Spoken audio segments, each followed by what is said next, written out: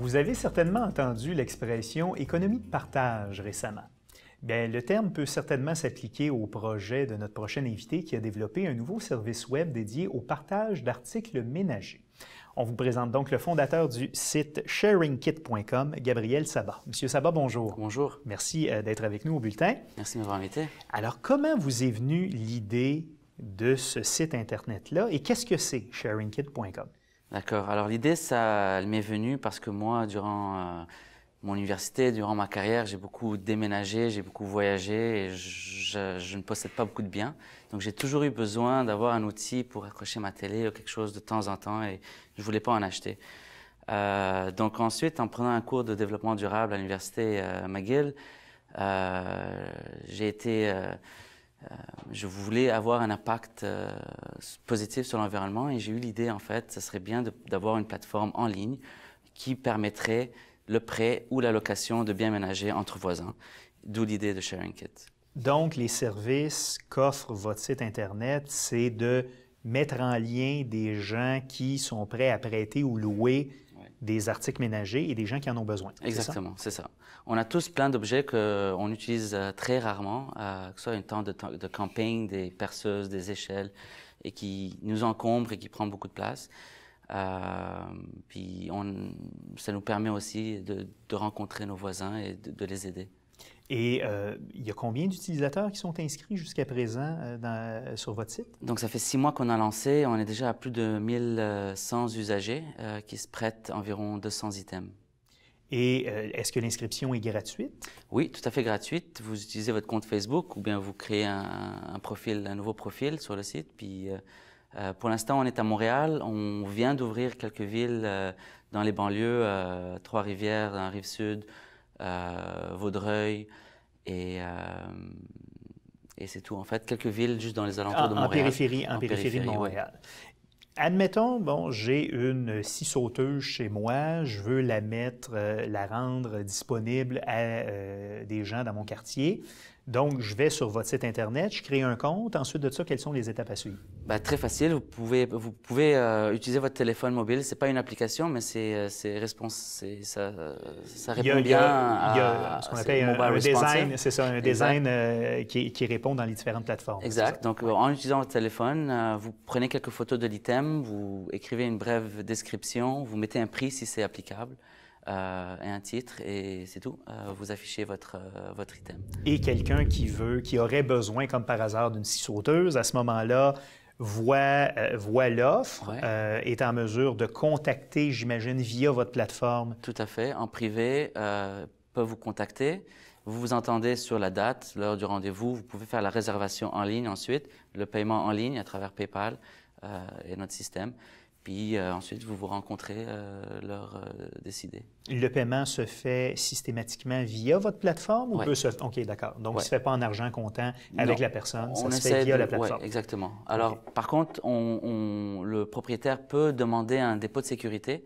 À ce moment-là, il est encore en comptant pour l'instant. Dans le futur, je le mettrai électronique. Sur la plateforme, pour l'instant, c'est comptant. Et une plateforme comme celle-là, ben, ça coûte de l'argent à développer, à maintenir. Comment vous vous financez? Est-ce que vous prenez un frais sur les coûts de location? Comment ça fonctionne? Exactement. Ben, aujourd'hui, c'est encore tout à fait gratuit parce qu'on est encore en phase bêta. On essaie d'encourager les gens d'essayer ça. Mais éventuellement, on va avoir un modèle similaire à Airbnb, c'est-à-dire que le propriétaire va être chargé un 10 à 15% sur le montant total de la location. Tout ce qui est prêt, bien sûr, c'est gratuit. D'accord. Est-ce que vos utilisateurs se retrouvent vraiment un peu partout sur l'île de Montréal et dans les couronnes, parce que vous avez ouvert récemment certaines villes de banlieue, ou est-ce qu'ils sont concentrés dans des arrondissements ou des quartiers précis? La plupart aujourd'hui sont dans le centre de Montréal, donc je dirais le plateau, le Myland, dans le village, dans le downtown, le centre-ville. Il y a certaines personnes dans l'Est aussi. Il y a eu une personne à Québec, en fait. Mais il y a aussi dans le Sud, dans toutes les villes que je viens de vous mentionner, il y a quelques personnes qui commencent. Ils ont entendu parler de nous, donc ça commence à prendre de la rigueur. On s'imagine évidemment que ce qui Ce type de site-là est parfait, entre autres, comme je le disais dans mon exemple, pour une scie sauteuse, pour des articles de quincaillerie, des choses dont on n'a pas besoin à tous les jours. Est-ce qu'au-delà de l'outillage ou de la quincaillerie, quels sont les autres objets qui sont disponibles en location sur votre site? Oui, on a des équipements de sport et de loisirs, donc des tentes de camping, des backpacks, on a des articles ménagers comme des aspirateurs, des sets à fondu, des raclettes, je pense un four à pain. On a même une machine à faire de la bière. Donc si ça intéresse quelqu'un, vous voulez apprendre à faire de la bière, vous pouvez emprunter ça. On a des projecteurs, des matelas gonflables. Donc vraiment des tables tournantes aussi, des haut-parleurs, donc des objets électroniques. Même certains vêtements, on avait fait un concours pour les costumes de Halloween qu'on utilise une fois.